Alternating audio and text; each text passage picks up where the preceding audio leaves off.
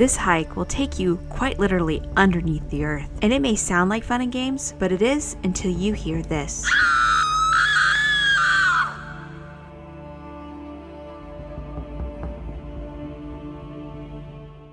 The Lava River Cave is an amazing natural museum where people can learn about history, geology, biology, and cave climates. As you can imagine, this isn't an ordinary hike. You'll be hiking underneath the earth. This hike is rated a moderate for a reason.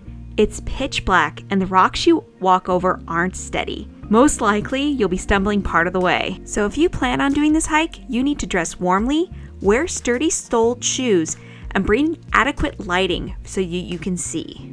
Also, all trails and other mapping devices do not work in the cave. The map shown here is from the Forest Service website. And honestly, to get through this cave, you don't really need a map. The most important part to remember is when you get to the two large tubes, you need to go to the left because the other one requires crawling on your belly. The easiest part of this hike will be in the very beginning or very end when you go back to the parking lot. This large paved path will take you all the way to the entrance of the lava cave. But the hike is pretty short to get there, so before you know it, you'll be at the entrance. And boy oh boy, that entrance doesn't look like much, does it? The entrance is actually a hole in the ground, and the floor just inside is covered by large slippery boulders. The climb into the cave is actually the most challenging part of the entire hike. Once you make it past that, you totally got this as long as you watch your footing and watch out for ice. Yes, ice. This cave has ice year-round. Make sure that your light sources are ready before you climb into the cave. We recommend putting your phone or camera away because you're gonna need your hands. Now, once you're into it, you're into the black hole of the lava tube.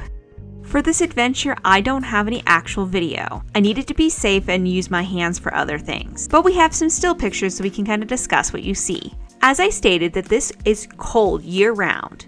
So you have to watch out for ice patches in most of the season. Also, the ceiling is super low and it's hard to see, so you're gonna have to watch your head. It can get pretty low in a few places. Once you're down off the bouldering section, it's actually still pretty bumpy, but it's not really level at all. And that's because this lava flow features in this cave the flow ripples, splashdown, cooling cracks, and lava sickles. So really, it has it all. The flow ripples are what you're going to be feeling underneath your feet that make you feel very unstable. The coolest part of this entire hike is the double tube, which you'll know it when you get there because the ceiling is 30 feet high and these two tubes are just right there staring at you. Now, if you plan on going to the entirety of the hike, this could take anywhere between 1 to 2 hours depending on how quickly you hike the cave. But please remember that it is not all fun and games.